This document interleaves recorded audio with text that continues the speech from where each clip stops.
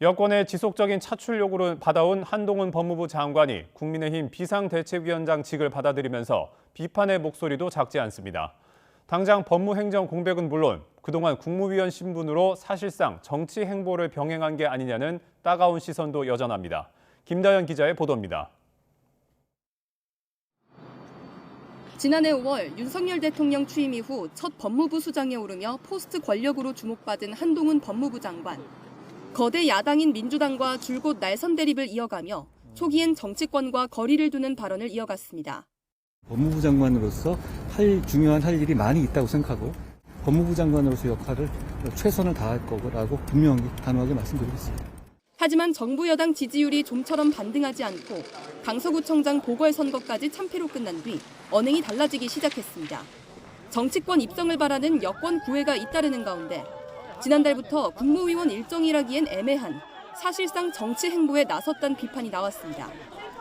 특히 한 장관은 보수의 심장인 대구를 방문해 인파가 몰리자 3시간 동안 팬미팅을 연상시키는 일정을 소화하기도 했습니다.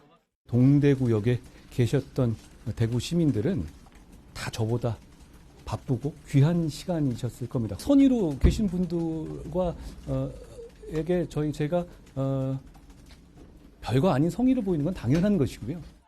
대구에 이어 대전까지 지역 방문 일정을 이어가며 직접 선수로 뛰어들 수 있다는 정치적 메시지를 끊임없이 던졌습니다. 세상 모든 길은 처음에는 다 길이 아니었습니다. 많은 사람들이 같이 하면 길이 되는 거죠.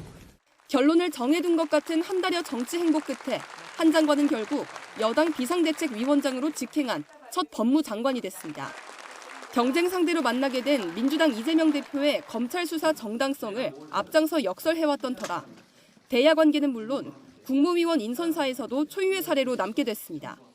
최근 대한민국 10년 새에 정말 초유의 일이 많이 있었죠. 다만 제가 그 일을 하는 과정에서 제가 그때 있었던 직분이라든가 위치를 벗어난 적은 저는 없었다고 생각합니다. 한 장관이 속전속결로 여당행을 택하면서 당장 법무부 수장 공백 사태가 불가피해졌습니다. 대통령실이 서둘러 인사검증을 마치더라도 후임 임명 절차를 고려하면 최소 한 달간은 인호공 차관 대행 체제로 운영될 수밖에 없습니다. 1년 7개월 만에 윤 정부 초대 법무장관직을 내려놓은 한 장관은 향후 정치 구상에 관해선 자세히 설명했지만 법무행정 공백에 대해선 별다른 언급을 하지 않았습니다. YTN 김다현입니다.